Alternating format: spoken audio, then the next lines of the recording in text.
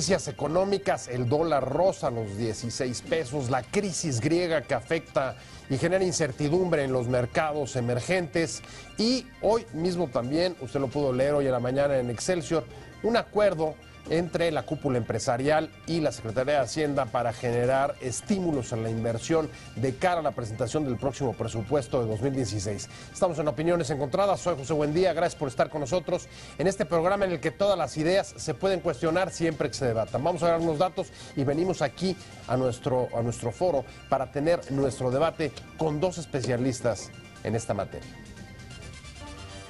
El gobierno se prepara para la presentación del presupuesto 2016, llamado de base cero, que incluirá un fuerte recorte al gasto público por la caída de los precios del petróleo y la volatilidad financiera en países de los mercados emergentes como Grecia. En ese mercado, la cúpula empresarial reveló que ha llegado a un acuerdo con Hacienda para que se incluya en el paquete económico estímulos a la inversión y retomar medidas que cambiaron con la reforma fiscal, como la deducibilidad de las inversiones, la reducción de la tasa de retención del ahorro y la creación de políticas públicas para estimular el empleo y el desarrollo regional. Los pronósticos de crecimiento para 2015 y el próximo año fueron recientemente revisados a la baja por el Banco de México por un menor dinamismo de la economía estadounidense, el impacto de la caída de los precios del petróleo y la incertidumbre internacional. Hoy la moneda rozó los 16 pesos derivado de la incertidumbre en Grecia.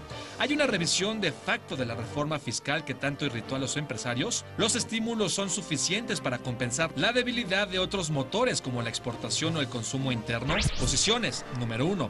El líder del CCE, Gerardo Gutiérrez Candiani, reveló a Excelsior que lo que se acordó con las autoridades fue recuperar la deducción de las inversiones en sectores prioritarios, como los que se buscan potencializar con las reformas, así como en tecnología que sirva para modernizar a las empresas de pequeño y mediano tamaño. Esperamos que continúe la disposición de generar acuerdos. Sabemos que va a ser complicado porque existen grupos minoritarios que no están de acuerdo con el proceso de modernización y tienen representación en el Congreso, pero con el consenso se puede generar mayoría para resolver los pendientes, añadió. Número 2. El titular de la CONACYT, Enrique Cabrero, reveló recientemente que será necesario recortar 175,000 millones de pesos del presupuesto público debido a la caída de los precios del petróleo. Hacienda informó en abril habría un recorte por 135,000 millones de pesos que equivalen al 0.7% del PIB. Los 175,000 millones de pesos son 0.9% del PIB. Número 3. El presidente de la Comisión Europea, Jean-Claude Juncker, dijo: si gana el no en el referéndum de Grecia, sería desastroso para los acontecimientos posteriores. Yo te lo digo, no sé los interiores. Estamos en Opiniones Encontradas, gracias por estar con nosotros. Vamos a hablar sobre la situación económica, las perspectivas y mañana mismo que tenemos notas importantes como la presentación de los programas que van a estar vigentes en el presupuesto del próximo año. Me da mucho gusto que esté con nosotros hoy Luis Jáuregui. Luis, muchas gracias por aceptar la invitación. Gracias. Eres el director del Instituto Mora y además un especialista en asuntos fiscales y económicos. Gracias. Muchas gracias. Y por supuesto, Héctor Villarreal, usted ya lo conoce, director del CIESP, es amigo de este programa. Muchas gracias. Profesor investigador del TEC de Monterrey. Si te parece, Luis, empecemos. Hoy realmente ha sido un día de noticias importantes. El dólar te roza los 16, la crisis griega. Mañana la presentación de la estructura programática del presupuesto del próximo año. Y lo primero es, ya sabemos que vienen recortes, incluso ha habido ya una información de un recorte adicional que se había dicho en abril, hasta llegar a 175,000 millones. Y la pregunta es si esto será suficiente para paliar las turbulencias externas, incluido la caída del precio del petróleo y la producción, como decía Héctor antes de empezar. Bueno, ¿cómo ves? Si no es suficiente, tendrá que serlo porque... Si no, vendrá otro. Vendrá otro. Y bueno, no quiero ser tan pesimista, pero tenemos que pensar en el impacto que tienen recortes presupuestarios de esta naturaleza sobre la capacidad de crecimiento de la economía. Sobre la capacidad de una economía que ya de por sí revisada viene muy lenta desde hace muchos años. Por supuesto, esto no es una cuestión enteramente presupuestal, hay toda una serie de factores estructurales que afectan seriamente la capacidad de crecimiento de la economía, pero ante una opino yo, ante una actitud, una técnica tan procíclica, sí puede ser grave este recorte y no suficiente, dadas las condiciones del precio del petróleo y del tipo de cambio. Sí, porque además las turbulencias y la incertidumbre, Héctor, hay que decir que los primeros que anunció aquí que habría más de un recorte fue Héctor, director del CIESP, y la verdad es que pues, le viene atinando. ¿Cómo la ves tú? ¿Coincides con Luis? Sí, sí, por supuesto. Fíjate que la vemos complicada porque pareciera que a la Secretaría de Hacienda se le están acabando los grados de libertad. No hay muchas opciones. Entonces, o sea, no hay margen de maniobra. No hay margen de maniobra. Y este asunto de Grecia llega en mal momento, Pepe, porque de repente hubiéramos querido un semestre más estable que permitiera fijar horizontes de planeación. Dices, esta turbulencia ahora sí que es insulto sobre ofensa. Te trae incertidumbre sobre cómo va a estar el precio del barril del petróleo, te mete presión por el lado de las divisas, no sabemos si va a haber un incremento en las tasas en Estados Unidos o no, qué efectos tendría sobre nosotros, el Banco de México va a seguir o no, cuando ahorita la inflación que se reporta en el país es baja, como que no es muy claro cuál debiera ser la política monetaria para seguir ahí. Entonces, se presenta esto, viene una nueva estructura programática, pero es poco probable que Hacienda le dé el tiempo para hacer una reorganización del gasto público. O sea, el llamado base cero. El llamado base cero prácticamente lo descartas. Sí, realmente nunca fue un base cero. Quizá fue un nombre que se utilizó por razones de comunicación. Estamos hablando, a mí me parece, si queremos ser serios, de una reorganización del gasto, pero hacerla contratiempo es difícil. Entonces, ¿qué vamos a ver en este paquete económico 2016? Pues quedan muchas dudas, porque si llegamos con un presupuesto descuadrado, dices, aquí te quedan muy pocas opciones. O haces recortes muy severos, o bien déficit primario reconocido, dices. Ahora, hoy en la mañana, Luis, Excelsior publica una entrevista donde el líder del Consejo Coordinador Empresarial dice que ha llegado a un acuerdo con Hacienda para generar y que se recoja en el presupuesto estímulos fiscales como deducibilidad a las inversiones, modificar las tasas de retención de ahorro y política pública para el desarrollo de proyectos de infraestructura. ¿Cómo sientes esto? ¿Qué significa? Que hay, digamos, que una nueva lectura del gobierno diciendo es necesario comenzar a fortalecer primero la relación dañada por la reforma fiscal con los empresarios y luego el mercado interno, porque ese motor tampoco está en marcha, una vez que internacionalmente, incluso Estados Unidos, está creciendo una tasa, digamos, menor a la esperada?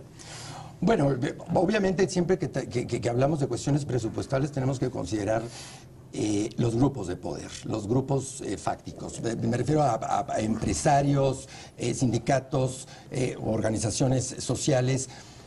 ¿Por qué? Porque esos son precisamente los que limitan el margen de maniobra del ejercicio del presupuesto o de la modificación presupuestal que pudiera llegar a darse. Los recortes, que en realidad, como bien lo dice Héctor, no es un presupuesto verdaderamente base cero, es una cuestión meramente para el discurso, pero sí es necesario tomar en cuenta todos estos aspectos, porque de otra manera, si no tienen la colaboración de los empresarios y de estos grupos, no vas a poder ni siquiera ejercerlo, se te va a venir abajo el mercado y se te va a venir por el lado de la demanda y por el lado de la oferta también. Bueno, porque interesante, porque a ver, aquí encuentro dos perspectivas. Una cosa son la falta de margen de maniobra por, digamos que dentro del dogma o del credo de estabilidad macroeconómica, y otra es que grupos de poder no te dejen salir o te bloqueen. ¿Tú por dónde andarías, Héctor? Mira, yo creo que hay manera de hacer compatibles las dos posturas.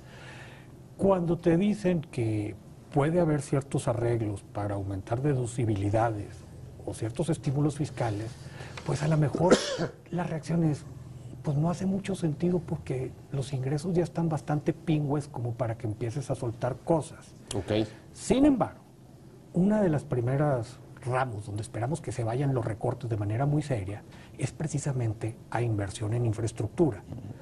Quizá esto es una tregua, lo que estamos observando con el sector privado de méteme la mano, ponte a invertir y yo me voy un poquito para atrás para darte facilidades a que esas inversiones tengan ciertas ventajas fiscales.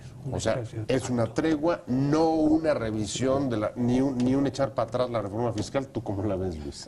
Es una cuestión de perspectivas. En todo caso, si es una tregua, es un repliegue del Estado. Un repliegue del Estado ante los entes privados de la economía e inversión extranjera directa propiamente. No me parece que sea la estrategia adecuada, pero por otro lado no tiene margen de maniobra el Estado. O sea, esto no es un problema que se crea por el colapso de los precios del petróleo, por una cuestión cambiaria o de inflación diferencial en la economía norteamericana, etcétera. Es un problema que se viene creando desde hace muchos años. El Estado ha perdido margen de maniobra ante los empresarios. Les aplica una reforma fiscal y aparecen reacciones que no las identificamos como reacciones de golpe directo contra la reforma fiscal, pero al final de cuentas son vistas en retrospectiva, lo son, y entonces el Estado tiene que actuar de la manera como está actuando, es decir, replegándose un poco para ver si los empresarios le van a entrar al ámbito de la infraestructura, pero le van a entrar al ámbito de la infraestructura en el sentido de que les convenga a sus negocios, no van a entrar en el sentido de que le convenga a la sociedad mexicana, y me refiero a ese grueso de la sociedad mexicana que se siente muy desprotegida por el Estado. Vamos a seguir con las perspectivas. ¿Es que es un repliegue, como dice Luis, o es que los empresarios andan broncos? Mira, broncos en todo el centro. Es que yo creo que pueden ser las dos cosas. A ver, si tú te vas al último informe trimestral de Hacienda, lo que pasó en términos de recaudación de ISR es algo bien interesante que ha salido poco en los medios. Entonces, el efecto que ocurrió al no haber la consolidación, cómo aumentó la recaudación, no es trivial. O sea, esa es una buena noticia para el fisco lo es. ¿Te va a arreglar el problema fiscal en el país? No, pero era un hueco que había que tapar. Claro, no, tenemos un nivel de recaudación más bajo, de los más bajos de América Latina. De los más bajos de América Latina, y ese es un problema que todo parece indicar que va a ser con lo que va a empezar el siguiente gobierno en el 2018. El primer problema a atender es cómo me busco nuevas fuentes de ingreso y llego a un nivel medianamente competitivo. Yo creo que ahí no hay mucho margen. Ahora, un repliegue, no lo sé, porque yo creo que en estos términos de la consolidación y todo, no lo va a haber. Creo que es una especie de invitación a que el sector privado se meta en infraestructura, pero el punto de Luis es muy bueno. No es sustituto el sector privado del gobierno en ciertos tipos de bienes públicos. ¿Por qué? Porque si no es negocio para mí, no voy a invertir. Y el tipo de buen negocio en infraestructura se limita a cosas muy concretas. Entonces, ahí sí hay un problema.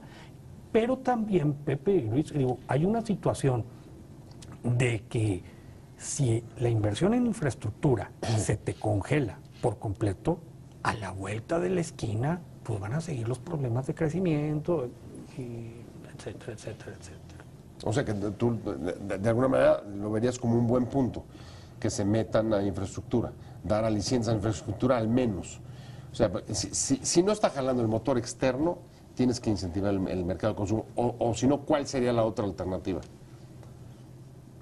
Es la que no queremos ver, la del déficit primario. O sea, tenemos que gastar más en esta sociedad. No podemos hacerlo por la vía por el conducto de esperar que el otro sector de la economía, el sector privado de la economía, se encargue de las tareas que le tocan al Estado. Ahora, el problema es, lo definimos de los 80s, me refiero a tiempos de López Portillo, Echeverría, o lo definimos como se define ahora, un Estado más pequeño, pero los estados más pequeños son estados más eficientes, no nada más pequeños porque me retiro Y porque, por otro lado, por eso tampoco me parece que era muy estratégico publicitar el aumento en la recaudación, porque era decir, bueno, están recortando y por el otro lado están anunciando que aumentó la recaudación. No es solamente como aquella palabra de los 80s de adelgazar.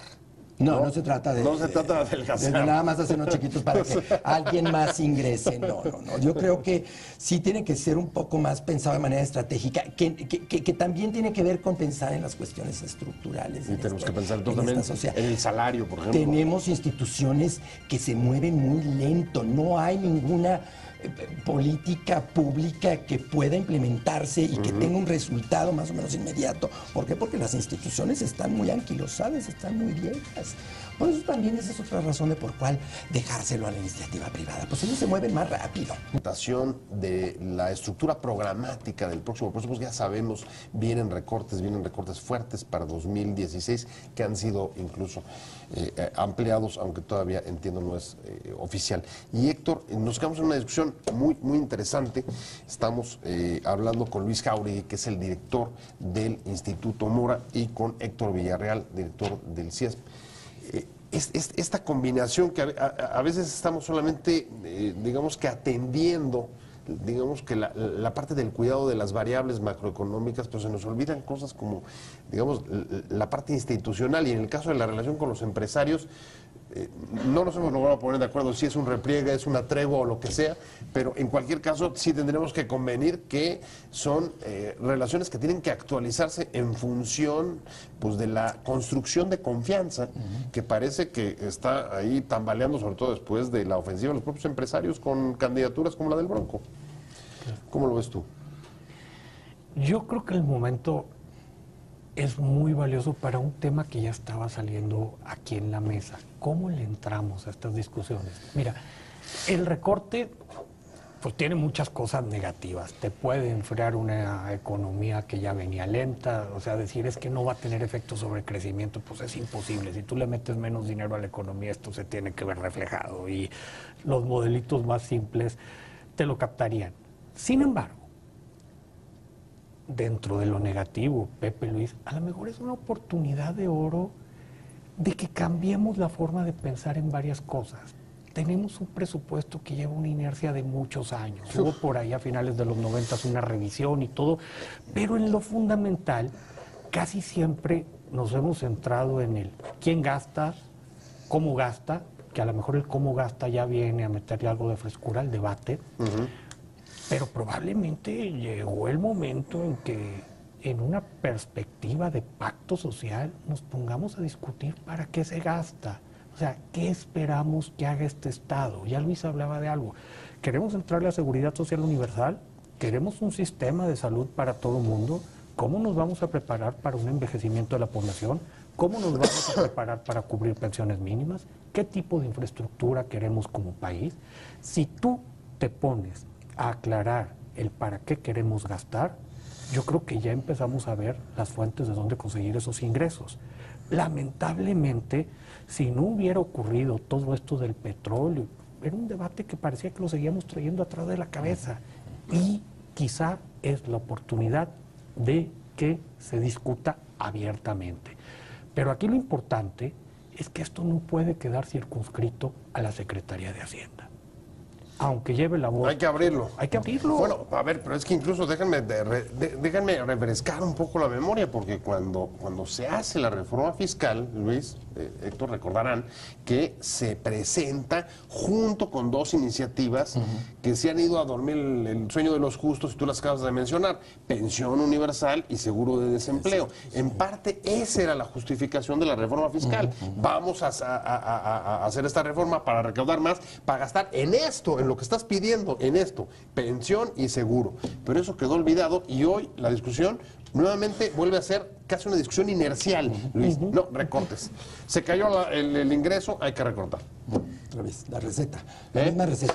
Se nos cae el ingreso porque dependemos mucho del petróleo, entonces hay que recortar el gasto. Y se nos olvida cuáles son los proyectos largos, los proyectos trascendentes para la sociedad. Y en ese sentido tiene mucha razón, Héctor. Es cuestión de iniciar un camino. Tendemos a pensar que si recortamos el gasto en 2016, en 2017 la cosa ya está mejor o peor, pero no, las cosas no se mueven tan rápidamente.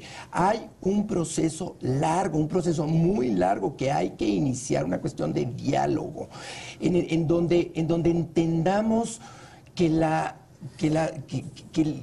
un Estado, cierto, no puede comprar todas las voluntades de una sociedad, que ese es el Estado que tenemos ahorita, y por eso no podemos deshacernos de tantos problemas así que van surgiendo de manera casi cotidiana y que le ocurrió a Grecia. No podemos comprar toda la voluntad de una sociedad, pero tampoco podemos desentendernos de la labor sobre la sociedad, de un Estado, ¿verdad? Somos muchos mexicanos y somos muchos mexicanos desprotegidos de muchas cosas. Entonces, ¿qué mensaje está mandando el Estado con un recorte presupuestal en torno a la atención de las cosas que requieren los mexicanos sin necesidad de estar comprando una relativa paz social por la vía de los billetazos, ¿verdad? Entonces eso es muy, muy importante. El instrumento del presupuesto es uno de muchos instrumentos y ciertamente es el más sensible de corto plazo, pero tenemos que empezar a mover las cosas de largo plazo. Tenemos que empezar a tener gente preparada para poder dialogar sobre qué vamos a hacer, no con el presupuesto de 2016, con el presupuesto de 2026 y 36. Sí, tienes que hacer una planificación a largo plazo. Exacto, tienes que pensar en el futuro. Pero déjame, tomo al vuelo las palabras de Luis y te las traigo, Héctor. En este presupuesto, mañana se presenta la estructura programática, luego el presupuesto de 2016. ¿Dónde crees que nos encontremos? En la lógica de cómo hacemos para que el retiro de compra de voluntades, para utilizar tus términos, sea menos doloroso, habrá menos riesgos, o realmente crees que está operándose un cambio de mentalidad que nos pueda llevar justo eso, a abrir una crisis fiscal que nos lleve, pues eso, a cambiar la manera de dialogar y de enfocar las problemáticas? Mira, yo creo que aquí es casi de feeling, Héctor. No, claro. Yo veo aquí tres temas. Por un lado, sí veo un comportamiento responsable de la Secretaría de Hacienda. Se aplaude y todo. Como fue con los gobiernos anteriores, ¿eh?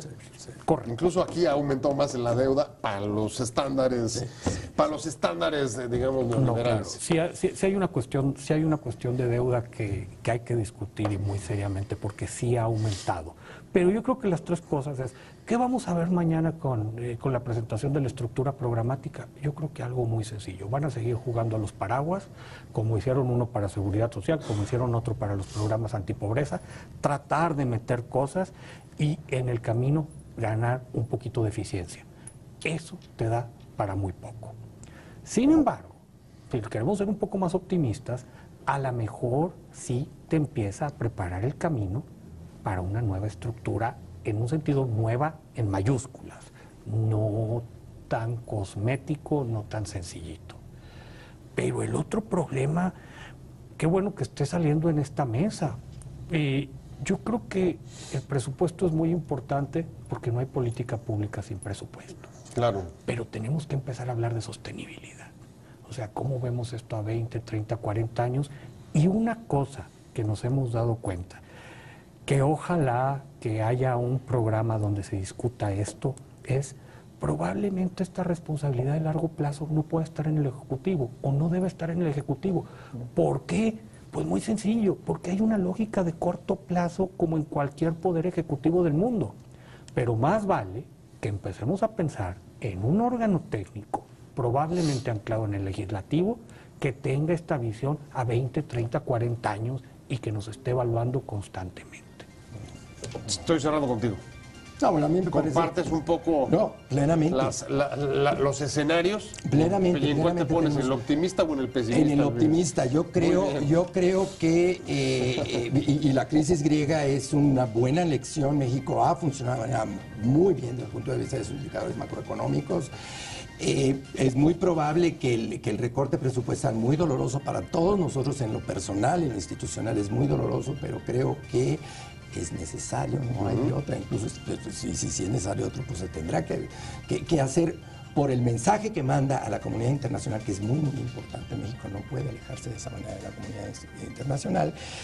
Y sí es muy importante que empecemos a pensar, y que empecemos a pensar muy pronto, y que pongamos a muchos think tanks a pensar precisamente en qué es lo que va a ocurrir en el largo plazo, cómo vamos a enfrentar las crisis en el largo plazo. ¿Vamos a seguir dependiendo del petróleo? ¿Vamos a seguir pegados tanto a Estados Unidos? No da, ya sabemos que eso está cambiando y difícilmente va a regresar a ser lo que era. Pero dicho esto, yo me tengo que ir despidiendo de ustedes, no sin antes agradecerles que hayan estado aquí. Muchas gracias, Luis Jáuregui, director del Instituto Mora. Un placer haberte tenido aquí. Y por supuesto, como siempre, Héctor Villarreal, director de SAT, muchas gracias. Al contrario. Y sobre todo, gracias a usted por haber estado con nosotros en Opiniones Encontradas. Nos vemos, escuchamos aquí, 7:30 desde la esquina de la información. Y mientras tanto, pásenlo muy bien.